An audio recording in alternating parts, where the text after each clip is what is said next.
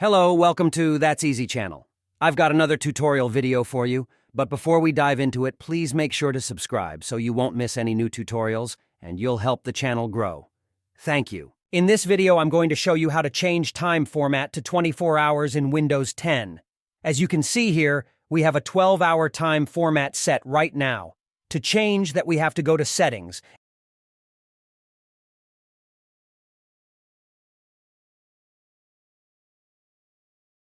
And in the settings, we go to Time and Language. Now, inside the next window, we go to the top right corner and choose Date, Time, and Regional Formatting. In the middle of our next window, there's an option called Change Data Formats. We click on it, and then we have to modify two things, the short time and the long time. Once you do this, the time will be shown in a 24-hour format.